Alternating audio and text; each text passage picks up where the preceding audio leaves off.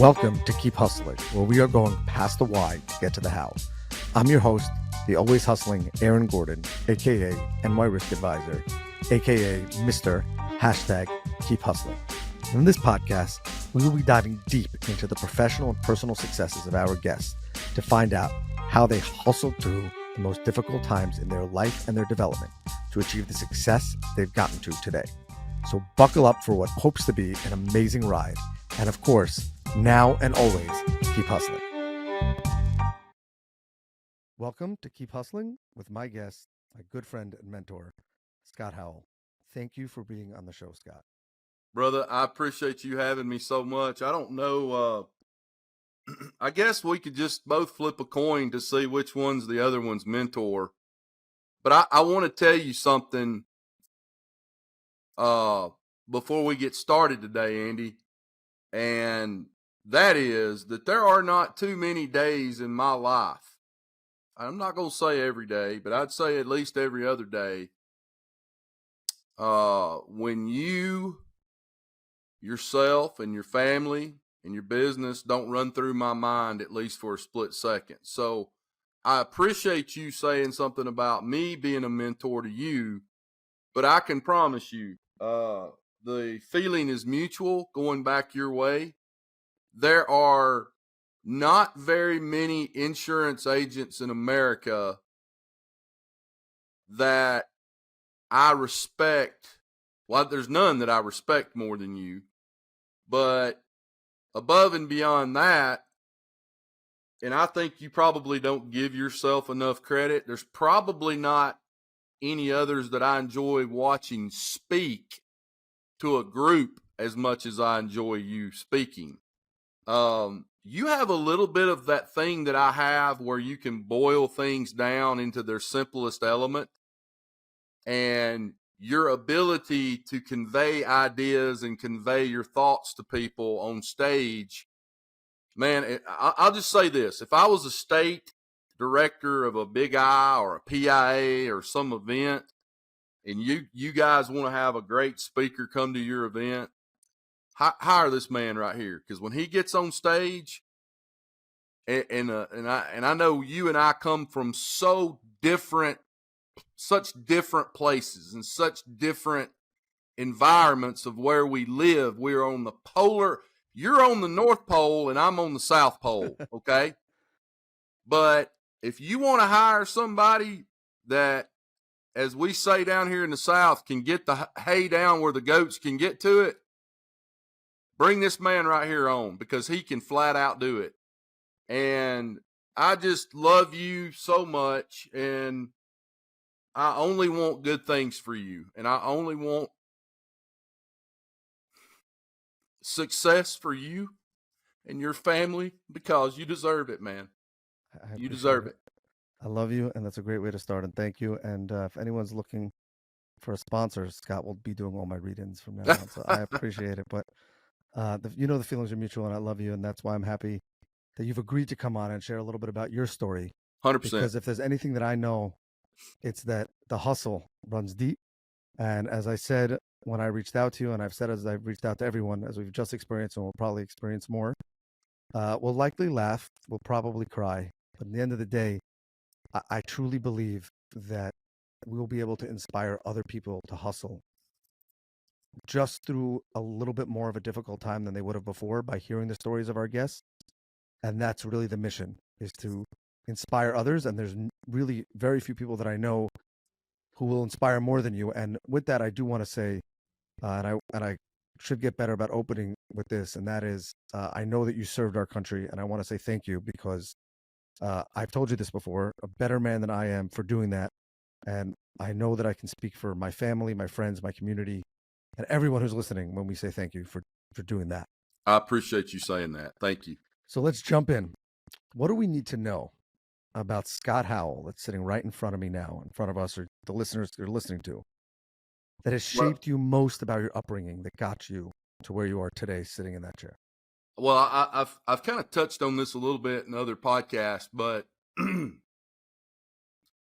I think the thing that probably shaped me the most in my life relative to, bringing me up to today and owning an agency, owning now 6 agencies, because we are in the process of opening up finally after 15 years in my hometown that I grew up in. And I've told people I'm selling insurance to every son of a bitch in Hamilton, Alabama. You can That's get ready right. for that. That's happening. Because Is there a billboard? Huh? Is there a billboard with your face Not on it? yet, but there probably will be. And the reason I say that is not to be arrogant or not to be cocky, but I will say this: take it any way you want to take it. But my family, and I'm talking about going back to my great-great-grandfather and his father, have built up a lot of capital, a lot of altitude in that town, and have always been model citizens, done what we're supposed to, contributed in a positive way. My dad has been the municipal judge in Hamilton, Alabama for going on 15 years. My sister and I both graduated college there. She's one of the best lawyers in America, works for the largest law firm as a partner in the world. And I tell people all the time, she got all the brains and looks in the family. But we have built up a lot of capital there. And I have been very thoughtful in not doing that. I know a lot of people are listening to this right now and they're like, well, why the hell did you wait 15 years to do that? That was going to be my next question. And the answer to that question is very simple. I had people that I loved who were my mentors, that one owned really the only game in town as far as an independent insurance agency. He was a mentor of mine and he was like a father to me. And it always kind of sat sideways with me that I would go in there and start taking business from them. Because well, that's what would have happened to some degree. Now, they would have kept a lot of business. But last year, like so many independent insurance agencies, they sold out. And he is now retired. I don't think he works there at all anymore. But even if he does, he's done the thing, right? So I don't have that, that issue anymore. And then above and beyond that, my high school football coach was one of the very last State Farm agency owner kids that got to take over his dad's State Farm agency. And he is 70 years old now. He's in the 4th quarter being a State Farm agent. And my thing about that is, I've held the rope as long as I can hold it not to open up. So here we come. And I had to go back home Sunday for somebody else who was very important in my life, my junior high football coach. And I pull up in my black Toyota Sienna minivan to the funeral, the church, the little country church that his funeral was at. And there was probably, I don't know, a couple hundred people there. And as I pull up and get out of my vehicle, lo and behold, who pulls up beside me but my high school football coach, State Farm agent. And that was a little awkward. It was a little awkward of a conversation because I brought it up. You know me, I run into burning buildings, not out of them. And I knew because of some stuff that had been posted on Facebook that he probably knew I was coming to Hamilton with this agency. So, I think I left out your question. Your question was, what has shaped me? Well, I grew up playing ball. And I didn't really care about girls. I just cared about ball. I wanted to play football, baseball, basketball. And then as I got a little older, basketball kind of took over. But I did play high school football through my senior year.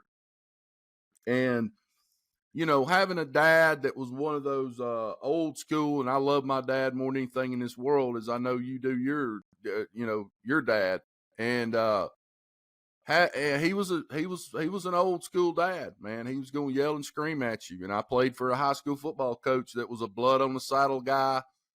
My senior year, drug me off the field at the hash mark. We were playing the number 1 team in the state at that time, Fayette High School.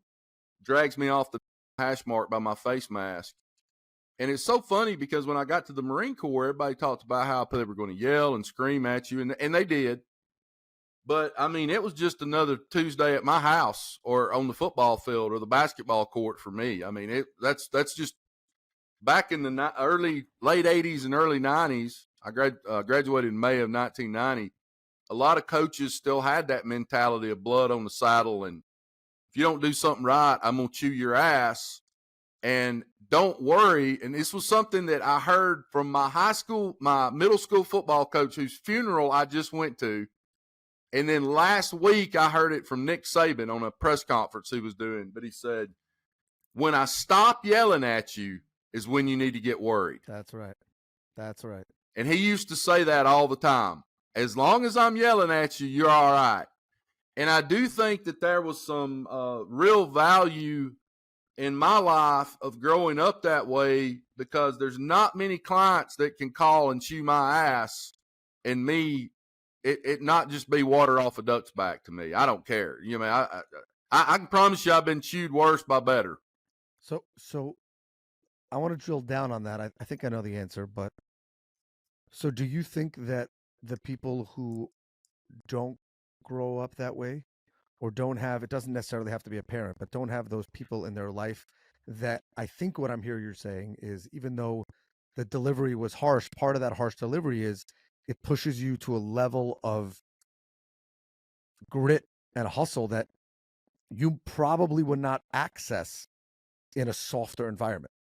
Correct. For someone to say they got to the Marine Corps and it was not a walk in the park, but wasn't shocking, to me, being, as you said, from the North Pole when you're from the South Pole, from New York City, never stepping foot in the military, I have to believe that what that means is that those people who pushed you that hard led you to be able to push down walls that were in front of you much easier than anyone else. 100%. Yeah, I think there is a certain amount. It's so funny because I have well, that's one tattoo. There, 3 tattoos. So on the back of this arm, I have grit written on the back of that arm. And I tell people all the time that are just getting into the agency business or whatever, you have to have a lot of grit to make it in this business. And you sure better have a lot of grit if you're going to make it in today's market, with everybody's premium going up at renewal and people being non-renewed and mad clients. And you have to have a level of grit above and beyond what I think the normal person has to have to enjoy being in this industry, because it is an up at dawn, pride swallowing siege, brother. And I think you're onto something there. I think that the one common denominator or thing that I can tell you about the little bit of success that I've had in this industry is twofold. And I'm going to teach everybody that's listening to this something right now. So go grab a pen and paper, put this on pause, and come back. I got one. I'm ready. The number one thing that you have to be an agency owner, above and beyond anything else, is grit, determination, and here comes the big word I wanted everybody to write down: consistency. And I'm going to dovetail that comment into your podcast and what I tell each and every person who calls me who wants to start a podcast. I say the same thing every time, and 99.99 times out of 100, they don't listen to me. But whatever happens with your podcast, whatever happens with this podcast, whatever road this takes you down, and there will be a lot of unintended consequences from this podcast, all will be good, by the way. I hope so. But do not stop doing this podcast on whatever schedule that you have until you get to 50 episodes. There's something that happens at 50 episodes, and hardly anybody can ever make it that far. Most people do 10, 12, 5, 3 episodes, and then they either stop doing it altogether or they stop the consistency. So yesterday at 6 a.m., my alarm goes off every morning at 5:30. At 6 a.m., the first thing I do when the clock hits 6:01 is I go check Spotify to make sure the podcast comes out at exactly 6:00 a.m. every Wednesday. like clockwork. 6:01 a.m. comes around, no podcast yesterday. 6:30 rolls around, no podcast comes out yet. So at 7 a.m. yesterday morning, I email Bradley Flowers and Johnny Gwynn, and they know it's my one bugaboo. If you're gonna, if you want to piss Scott off, do not have a new episode of the Insurance Guys podcast come out at 6:00 a.m. every single Wednesday, because about half of 3/4 of having a successful podcast is for that sucker to come out. Whatever your schedule is, it comes out like clockwork every time. And sure enough, 5 minutes later, I get an email back. So sorry, I was waiting on something from Bradley. I'll get it out right now. So they know that. They know that's my one bugaboo. And I just think as an agency owner, the first thing you need to have is grit. But inside that, you also have to have the consistency to show up every single day. And as I like to tell my wife before I walk out the door every day, I say, sweetheart, I love you so much. I'll be back this evening. I'm going to go fight dragons now, because that's exactly what it is. And I think it's like that in any industry. I think that the most successful people, obviously there's some luck. So I think that, everybody in the world who's hit the real top has some luck. But in the end of the day, the people who have the most grit, the most hustle, and are willing to be consistent might not be the richest people in the room, but you have to see success. If you're willing to grind it out, grit it out, hustle it out, and be consistent, not, as you said, not just for 1, 2, or 3 reps, but for 50 or 100, or in a business world, cold calling, things like that, 1,000 reps. Right. You have to see success. 100%. Just stay the course. The next thing I would tell people, hire great people. I have made some hires over the last 3 years that were not great fits for our agency from a cultural standpoint. And I told somebody at an event a couple of weeks ago in North Carolina that it probably set me back 5 years from being able to retire because of the hires I made. And I'm not going to say the word bad hires. I don't know that, whatever, but I don't know that necessarily they were bad hires, but just some of the things that have happened that have kind of made us go 2 steps backwards to go forward, and things we're having to clean up and things we're having to redo and all of that. I would say it's probably cost me, those 3 hires have probably cost me being in the industry at least another 5 years. Do you think you should have let them go earlier? Did you not see the signs? Did you? Yeah. Did you too yeah, that's a little bit of a loaded question, in that one goes before a grand jury indictment on October the 23rd. Today's we're gonna leave that one out. You're right. Yeah. We're gonna leave that one out. So that one was just a plain criminal type situation. The others, yes, I should have there were signs. So what do you think held you back? Huh? What do you think held you back from doing it? I think it was the fear of, maybe not fear. I don't know if fear is the right word, but you know how hard it is to hire people, and now you got to replace that person, and you got to go find somebody else, and I think it was myself and my business partner Clinton Orr kept saying to ourselves, the positives outweigh the negatives. Got it. And what we should have been saying, or what I should have been saying to myself, was good, bad, or indifferent, just from a culture standpoint, these people are not the right fit. And they're definitely setting us back in that area. So therefore. Correct. So, yeah, I learned a valuable lesson there. And I'll be honest with you, I'm a little gun shy about hiring new people now. I told somebody the other day, I'm in our Athens office today because we're shorthanded. But I said, man, I tell you, it's tough for me now to even think about hiring somebody else, because we have such a good team. We all love each other. We care about each other. We work well together. Do you really want to bring an unknown into this group to be tested to see if they have what it takes to fit our organization from a culture standpoint? I'll give you a great example. Last night, 3 or 4 of us with our spouses went to the Willie Nelson concert in Huntsville, Alabama last night. And, it truly is. It feels like a family now that, we've kind of shedded off the others that kind of weren't a good fit. Not that they were necessarily bad people or anything like that. They just weren't a good fit. And, it's going to be tough for me to hire somebody else for a little while anyway. It's going to have to be the right fit. Well, I think that's an interesting thing about business in general or people in general, because in order for you to have the team that you've described that's become a family, you also had to hire those people who turned out to be great. So 100%. The fact that the negative experience, which by the way, I totally sympathize with, I think that this is part of the human condition, is that how many employees do you have across all the 12?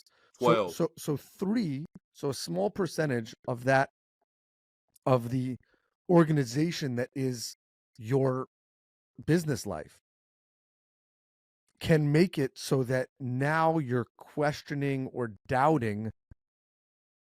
You're forgetting about the fact that it was you, and then you had to hire those 12 people, right? Every person that was at that concert last night, you did a great job with. So people, right.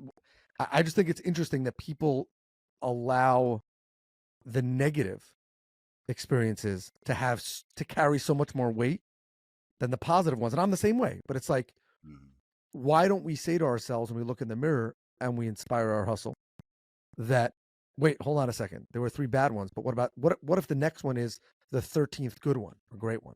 So you just brought up a point that I've recognized over the last few years about agencies bigger than ours, agencies that have 20, 30, 50, 100, 200, 300 employees, that I have kind of noticed from at different times in my life working in different agency offices. A lot of the big agencies, and you hear this term all the time, and I don't know what I think about it, but hire slow, fire fast, right? And the one common denominator that I see with all those agencies, that they take flyers on a lot of people. Like they hire a lot of people. The hire 20 knowing the 10 are going to be bad, but they can afford that though. 100%. But they can afford that. Right. And they get them out fast if they're not a good fit. Right. So like you said, they hire 20, or maybe that's not the right number. They hire 10 people knowing that in 6 months, only 3 of those people will be there. But those are 3 good people that match their culture, match their intensity, and match what they want to do. Right. And there's probably something to that is, hey, you're going to have to catch a lot of fish to get the 3 or 4 that, that you want to keep and go put on the wall kind of thing. You know what I mean? 100%.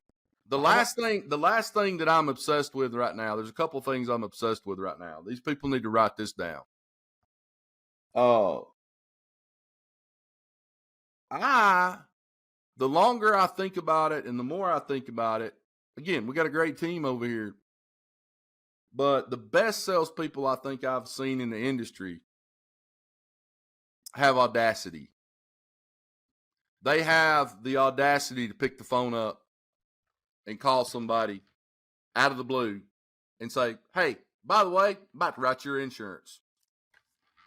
I don't know that my agency, I guess the best way I can describe what we do over here is we bat about 500. We got a great group. They do a good job. They try to do the right thing for people. They want to help people. But, we're a 300 hitter, 250 hitter in the big leagues probably. We're not knocking the cover off the ball, but we're not shitting the bed either. We're kind of middle of the road. And I would love and I was telling Carrie Wallace, Carrie. Of course. We've hired her as our fractional CFO over here. And I was in a meeting with her a couple months ago, and I said, Carrie, you know what I think is going to have to happen? And she said, what's that? I said, I think I'm going to have to get back into sales. That's right. Because I do have the audacity. I don't give a shit what somebody tells me on the other end of that phone. I do have the sales ability. So what we've been doing over the course of the last 3 months here is taking and outsourcing a lot of the stuff. We've outsourced our payroll. We've outsourced commissions. We've outsourced so many things that we're trying to get enough stuff off of my plate to allow me to start going out there and trying to sell middle market insurance. And I think that's coming probably first of the year. Well, we got to get reality television on that because that's going to be a good show. I'm horrible at 98% of things, but I'm pretty good at selling insurance. That's right. Yeah. And I want to drill back to that and take a step back because you led me to my next question, which is you're talking about getting back into it. You've developed a business over the last number of years. And at some point you had to take that ultimate hustle moment, that moment where there was the wall in front and it was either knock it down or be knocked down by it. And so take us back to that. What was the most pivotal moment in your professional development to get you to where you are today and kind of where your head was at that moment? Yeah. So I would say there's probably 2 times that I had that moment of what am I going to do and how are we going to get through this? And I think the first moment I had was transitioning from a State Farm associate agent in Birmingham, Alabama, to being a true scratch agent in Huntsville for Nationwide Insurance as a captive, because I had never done something. I always was an associate agent for the couple years I was with State Farm.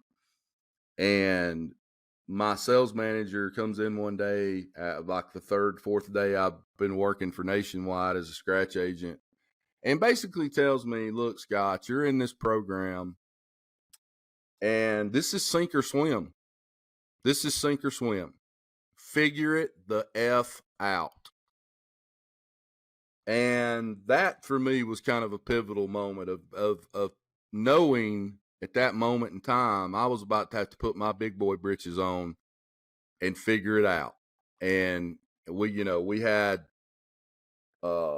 each month we had a certain number of policies we had to sell to stay on the program. And, I remember towards the end, it got up to where you had to sell like 30 policies in a month. But what they did, they forgot to tell you. And I think there was some lawsuits and maybe one class action lawsuit filed over this. What they forgot to tell all these Nationwide scratch agents that came on board was at the end of the month, when you sold those 30 policies, any late pays that you had counted against you. A negative in the other direction. Correct. And that was kind of a pivotal moment, was that conversation with her, which was figure it out. It's sink or swim. And it's all on you. It's all on you. I'm not going to be here every day to help you. I'm not going to hold your hand. Figure it the F out. That was the first time. And then the second, before you get to the second, at that moment, did you think you were going to make it? Yeah. I just, again, grit, determination. I'm just checking. Yeah, maybe.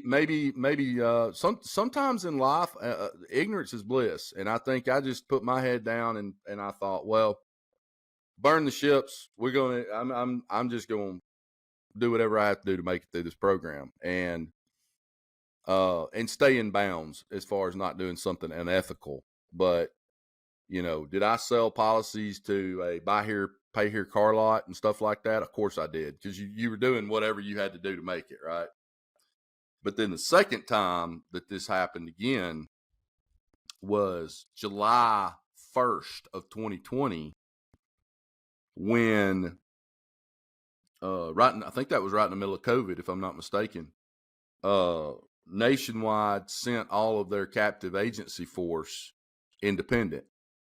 And so now all the stuff that you had, all the backstop, all the way Nationwide does things as a captive agent, went away and you're left up to your own devices. And by the way, you're paying for everything. You're paying for your management system. You're paying for your CRM. You're paying for all this stuff. And that was another pivotal moment that we had and here was the kicker and all that, dude, was there were a lot of big decisions that need to be made. And thank God for the Insurance Guys podcast and the relationships I had built over those 2 years, 3 years before that allowed me to pick up the phone and call people like yourself or Chris Paradiso to get some advice on what they thought I should do. Because they just dropped that on you and was like, yeah, forget about sink or swim. It's you're actually in the deep end. There's no. We're done. You're going independent. Been real. And it was a surreal time frame there.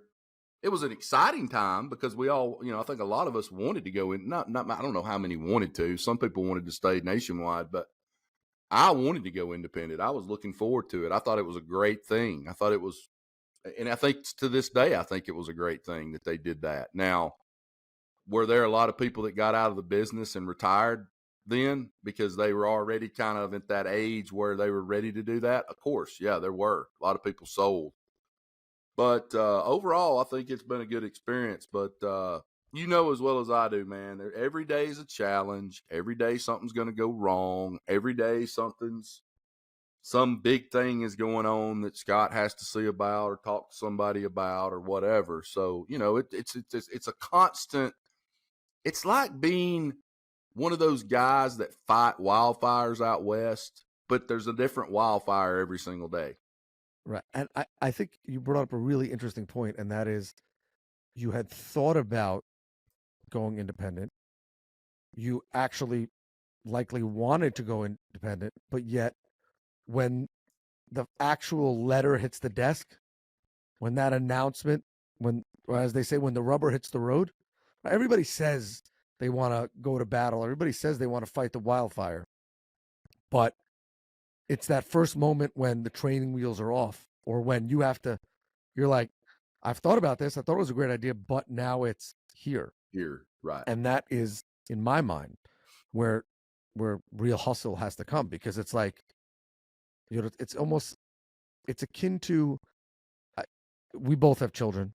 So I'll never forget when my oldest daughter was born, and you read the books, they got the classes, you see other people that have kids, you're around nieces and nephews and things like that. But sorry, I'm getting emotional now, but I'll the moment when you realize, I'll never forget when I held my oldest daughter for the first time, and you're like, I'm responsible for real human life. Mm-hmm. And it's like, you could watch the movies, but it's on. And I think that in life, personally and professionally, a lot of people run from that.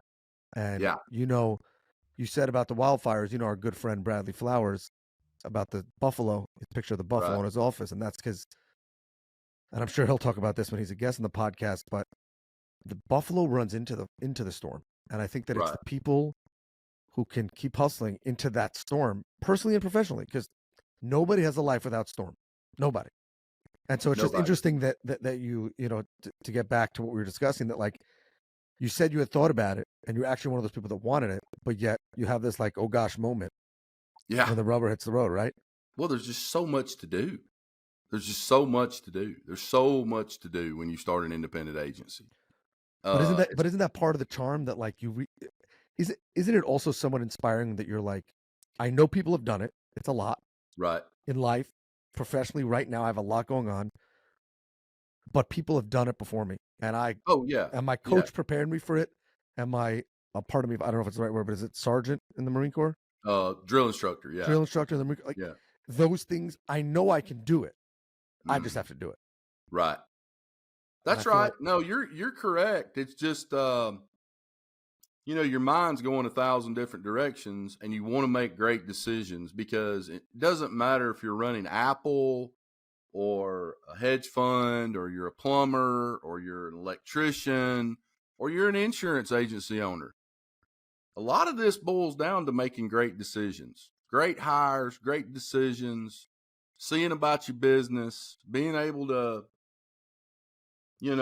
make great decisions. And there was so many decisions to be made that at that time, any one bad decision kind of sets you back a little bit, because now you got to change gears and go in a different direction. And you don't have that safety net. You don't. No, you don't. But I think that we are in an industry where I don't believe there's a better industry in the world than the insurance industry relative to the people and the brothers and sisters that I have beside me. Guys like Aaron Gordon, David Carruthers, Paradiso. I mean, I could go on and on and on and on and on. Great people, willing to help. Pick up the phone at 3:00 on a Wednesday. They're going to answer the phone and they're going to try to help you and make a good decision. That's phenomenal. Dare I say big industry, small community. Small community. But on the flip side of that, the ditch on the other end of that road is, I don't know of many industries that have as much turmoil, rate changes. By the way, guys, if you hadn't noticed, go stand outside your local Walmart or Target for an hour. And as people walk in, ask them what they think about insurance. People hate insurance until they need insurance. That's right. Right? I had a guy, I was walking out of Tractor Supply about a month ago. And the guy said, "Man, you look so familiar to me. What's your name?" I told him my name. "What do you do for a living?" "I own a bunch of insurance agencies." He goes, "Well, man, I'm not going to lie to you. I hate insurance. If I didn't have to have it, I wouldn't have it." People don't like insurance. And they sure don't like it when every 6 months to a year, they're going up another $400, $500, $600, $800 or $50,000 or $100,000, depending on what they are doing, what type of insurance it is. And that's tough, man. It's tough to be in a business like that from that side of it, from the side of everyday grit, showing up, consistency. You got to get up and you got to go fight dragons.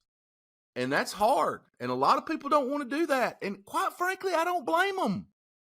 There's a whole lot of days I don't want to come in here and do this. But yet you keep hustling.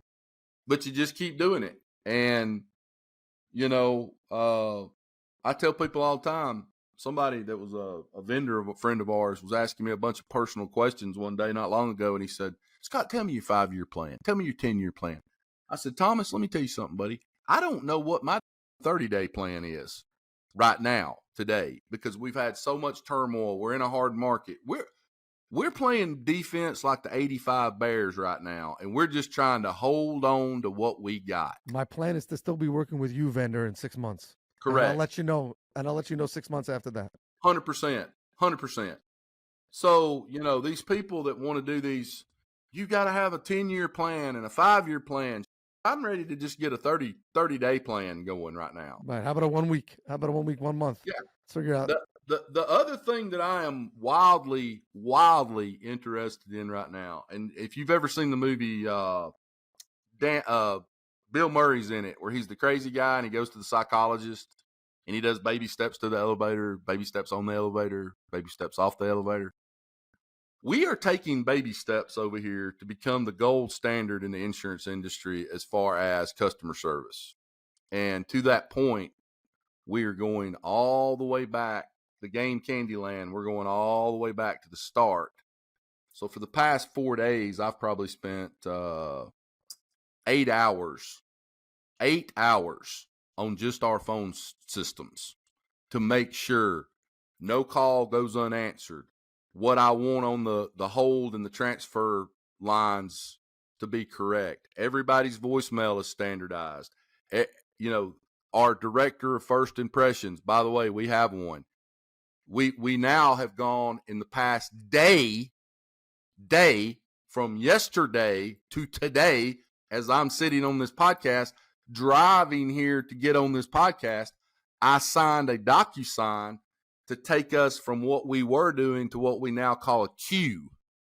And if you're in the queue, that means you've called our main number, and you're going to hear Scott talk about I Protect Insurance for a minute. But the first thing I got to say is something like, thank you for calling I Protect Insurance and Financial Services. Your call will be answered in the order in which it was received, that kind of thing. We're going to get right with the Lord in this agency, and we are going to become blood bleeder blister. Blood bleeder blister. If somebody's got to go because of it, then they'll just have to go. We are going to become the number one agency in the United States of America in customer service. One way or the other. One way or the other. And I may be out of this business by the time it's over with, but I am wildly bullish on understanding that nobody likes insurance, nobody wants insurance, and everybody outside that door, outside those windows right there in the big bad world, wants an Amazon experience. They want it fast, and they want it accurate. So 2 things I talk about: speed and accuracy. Guess what you can't have? You can't have speed and accuracy if you've got a bunch of turnover in your agency, because you're always constantly training somebody, and they're going to make mistakes, and they don't know what to do. Then they answer the phone, and instead of being confident, they're looking back in the I don't playbook. know. Huh? They're looking back in the playbook instead of looking at the field. 100%. We are going to become the gold standard. Now, that's going to take money. It's going to take money. I'm going to have to spend a bunch of money to make sure we are that. It's going to take, so far, probably 8 hours working on that's just our phone system. I hadn't even gotten to it. Today, this morning, we start working on email signatures, direct lines to each employee. Each employee now has a direct line. Now we've got to change all of our email signatures. We've changed our logo so that it looks more professional. All of these things, Mike Stromso says it best. Big doors swing on little hinges. That's right. But in my opinion, in the environment that we are in right now today, it is imperative, beyond imperative, that you have the gold standard for customer service. Somebody calls your agency, somebody answers the phone, and they sound like Paula Deen and Sweet Tea, not the freaking DMV. That's right. That's right. I could pick up this phone right now. We ought to do it because a bunch of people would listen to this. And I could call 10 insurance agencies within a 20-mile area of this. And there'd be a couple of them that would answer it pleasantly. And then there'd be about 6 or 7, 8 of them that answer it like they don't even want to talk to you. I was visiting a client today, and I happened to notice next to the phone on one of the employees' desks, it said, "Answer the phone with a smile. The person on the other end will feel it." On like a little post-it on top, and I thought that was interesting. First of all, thank you for that. I think that in the insurance industry and in any industry, the people who are willing to desire to be the best, hustle to be the best, will be the best. And luck comes to those who create the luck, not who just wait for it to come their way. We close this podcast by asking our guests their favorite inspirational or motivational quote, and one that you hark back to when you need to get into the gas tank to drum up some hustle. So what is that for you, Scott Howell? Well, the one that I've been thinking about a lot lately, because of some things that have happened both in my personal life and my professional life, and I don't know that it's super motivational, but the person that said this to me said it to me in 2002. So what was that? 21 years ago. And to this day, there are not many days that I don't think about this. But the quote is, and it's one that your listeners have probably never heard before. It goes like this: your friends can forgive you for just about anything except success. Nobody else can see this right now, but on this pad, if you're watching, I wrote down that quote from you, Mm-hmm. and it's sitting on the pad. I didn't write it down now because I couldn't have, because you were in the middle of saying it. And I think that is so profound. And I think that a lot of people forget that when they're choosing their friends.